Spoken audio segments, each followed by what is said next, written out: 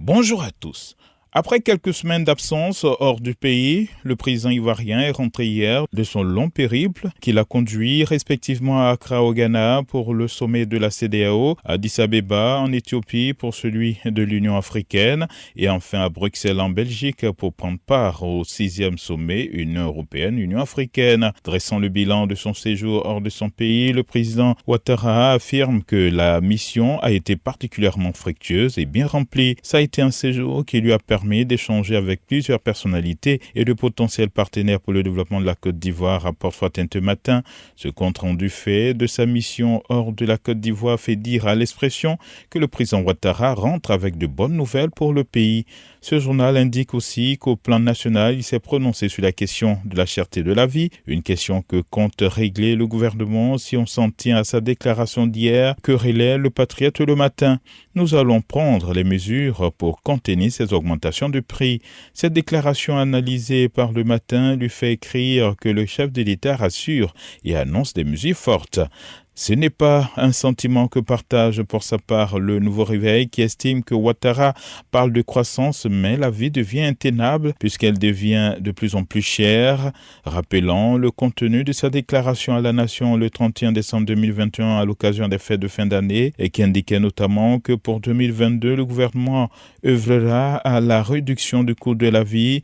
Quelques mois après, c'est tout le contraire qui est servi aux Ivoiriens selon ce journal. Son confrère aujourd'hui se fait dans ce sens le porte-voix d'une ménagère à sa une. Allez dire à Ouattara que le marché est cher. Fin de citation. Dernier heurement établi pour sa part un lien entre ce qu'il qualifie d'institution budgétivore et l'augmentation du coût de la vie. Pour Fatin Matin, c'est plutôt de la surenchère qu'on constate sur des marchés avec des vendeurs de détail qui font des augmentations qui ne s'expliquent pas, écrit le journal qui nous informe que 5 ministres étaient sur le terrain hier, notamment à Yopougon, pour se rendre compte de la réalité du terrain. Et au nom de ses collègues, le ministre de l'Agriculture, Kobena Kwasi Adjumani, a affirmé que le gouvernement met tout en œuvre pour le bien-être des consommateurs. Pour l'intelligent d'Abidjan, cette descente des membres du gouvernement concernés par la problématique de la flambée des prix des denrées alimentaires vise à prévenir des abus. Rendant compte lui aussi de cette visite terrain de cette équipe gouvernementale,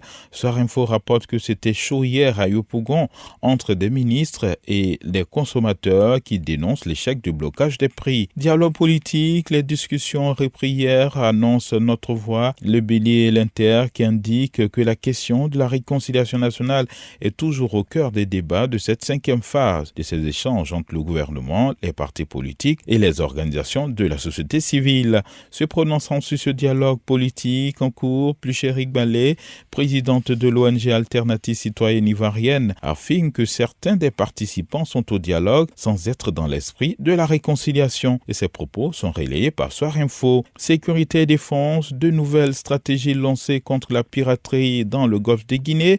C'est l'annonce que fait l'Inter qui précise qu'environ 20 milliards de francs CFA ont été engagés dans cette rude bataille contre ces actes de piratage et de kidnapping dans cette zone maritime étendue. Et dans ces actions de lutte, le journal souligne la coopération entre les pays côtiers africains, mais aussi entre l'Afrique et plusieurs de ses partenaires, notamment l'Europe. Enfin, actualité économique, l'avenir consacre de larges extraits de ces colonnes au directeur général du contrôle financier qui explique les raisons du déploiement des contrôleurs financiers dans les mairies, conseils régionaux et districts. Retenons, selon Nda Kakou Ange, le directeur général, que cette nouvelle approche, notamment le fait de contrôler l'exécution des dépenses et des marchés, participe à la bonne gouvernance. À vos journaux et bonne lecture à tous. Radio de la paix. Se parler, s'écouter, se comprendre.